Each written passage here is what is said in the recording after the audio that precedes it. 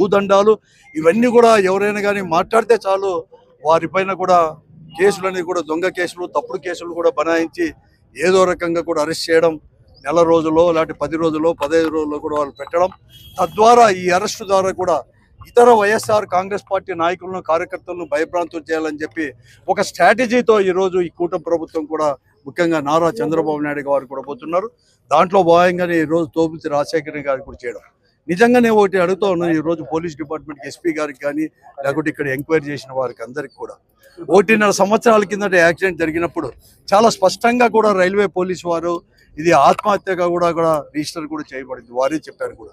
అంతేకాదు ఆ రోజు గార్డు కూడా స్వతహా కూడా స్టేట్మెంట్ ఇచ్చినాడు, వస్తున్న ట్రైన్కు ఎదురుగా నిలబడి ఆత్మహత్య చేసుకున్నాడని చెప్పి చాలా గార్డే చూసినట్లుగా, అంటే ఐ విట్నెస్ అయినా వారు చెప్పని కూడా జరిగింది. అటువంటి దానిపైన ఈరోజు చేయడం, ఇప్పుడే ప్రకాష్ గారు చెప్పినట్లు కూడా అనంతపురం జిల్లాలో పోలీసింగ్ అనేది కూడా ఉమ్మడి జిల్లాలో కూడా ఎలా ఉందంటే మళ్ళీ కొత్తగా చెప్పాల్సిన అవసరం లేదు. ఒక జిల్లా కేంద్రంలో 4 పోలీస్ స్టేషన్లు ఉంటే 3 పోలీస్ స్టేషన్లు అనేవారు కూడా ఒక్క సిఐ కూడా లేకునే పరిస్థితి కూడా ఈరోజు కూడా, కానీ అక్కడ అంతా వేయలేదు. ఇటువంటి పరిస్థితుల్లో ఇన్ఛార్జ్ ఉన్న ఒక 2 టౌన్ సిఐని అతనికి అనేది కూడా ఇప్పటికే 2 స్టేషన్లు 3 స్టేషన్లు టౌన్లో ఇన్ఛార్జ్ ఉంది.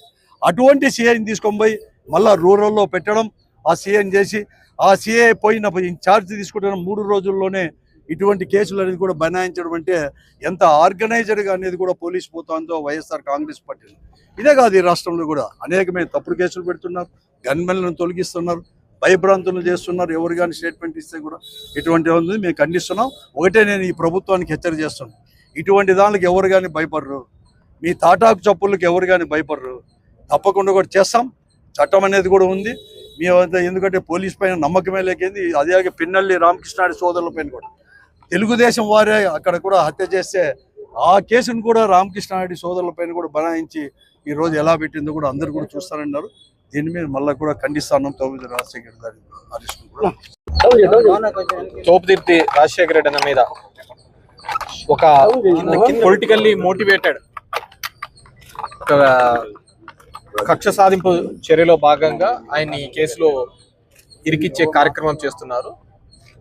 వాళ్ళు సబ్మిట్ చేసిన రిమాండ్ రిపోర్ట్లోనే రైల్వే పోలీసుల యొక్క ఇన్వెస్టిగేషన్లో అది సూసైడ్ అని తేలింది క్లియర్ కట్గా.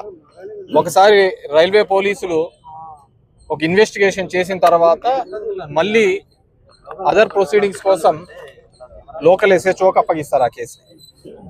లోకల్ వాళ్ళు మళ్ళీ ఫర్దర్ ఇన్వెస్టిగేషన్ చేసేకి ఏముండదు, మొత్తం అంతా అక్కడే అయిపోచేస్తారు. వాట్స్ మోటింగ్ రైల్వే పోలీసు వీళ్ళు మళ్ళీ సెకండ్ టైం ఒక ఇన్వెస్టిగేషన్ చేసి ఈయన్ను